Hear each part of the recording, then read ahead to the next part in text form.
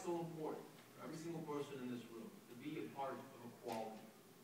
Whether that means standing up in front of a state assembly, or running an LGBT employee resource group, or simply living your life openly and honestly and making sure you get your butt to the ballot box come April 19th. Now, if you don't stand up, who will? And this is why youth, in particular, are so important. We bring that energy, we bring that passion, that indomitable spirit. Most importantly, we bring optimism, that forward-looking mindset that President Theodore Roosevelt once wrote about. We know that it is not the critic who counts, but the man who points out how the strong man stumbled and the doer of deeds could have done better.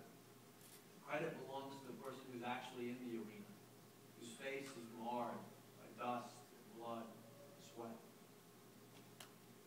The person who strives valiantly, who errs and comes short again and again, who knows the great enthusiasms and the great devotions, and spends himself in a worthy cause, who at best knows achievement and victory, and who at the worst, if he fails, at least he fails while daring greatly, so that his place will never be with those cold and timid souls who knew neither victory nor defeat.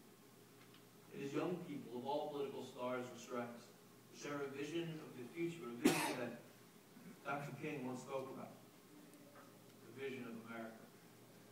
And to be clear, we are not the only ones who have charted a course for the future. As Rabbi Sharon Wine once observed, there are two visions of America. One precedes our founding fathers and is rooted in the grim history of our Puritan past. It is very suspicious of freedom, very uncomfortable with diversity, hostile to science, unfriendly to reason, contemptuous of personal autonomy. It sees America as a religious nation, explicitly and solely. It views patriotism as allegiance exclusively and solely to God. It secretly adores corrosion and conformity.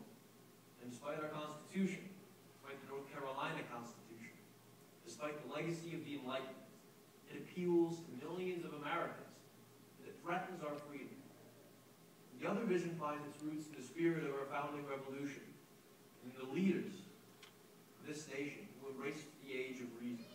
It loves freedom, encourages diversity, embraces science, and affirms the inherent worth and dignity of all people, regardless of sex, color, creed, class, sexual orientation, gender identity, ability, health, or even education. It sees America as a moral nation, neither completely religious nor completely secular. It defines patriotism as love of one's country and of the people, all the people who make it strong. It defends all citizens against unjust corrosion and irrational conformity. This second vision is our vision. It is the vision of a free society. We must be bold enough to proclaim it and strong enough to defend it against all its foes, even those opponents who stand in our midst, live in our streets, and attend our churches. Because this is America. What I've learned over the last year is that America is not just a country. It's not a nation. It's an idea. It's the destination.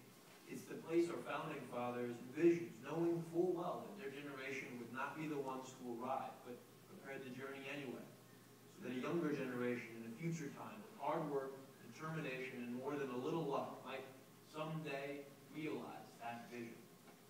As we've grown and matured as a nation, as a people, we caught glimpses of America along the way. America is, as I mentioned, Martin Luther King's dream. It's the writings of Abraham Lincoln and the Gettysburg Address. It's the inauguration of President Barack Hussein Obama and the words of Harvey Milk. It's Ronald Reagan's Shining City and the determination that this country witnessed on the streets of Birmingham, Alabama during the 1960s. It's the greatest generation, the Alamo, September 12th. It's President Roosevelt's reminder that we have nothing to fear except fear itself. And we stand today, here in this very room, on the cusp of passing that torch one more time, on the way to the shining city. There are forces that threaten that light.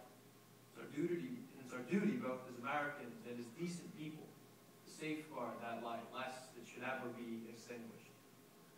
I think that we would do well to remember the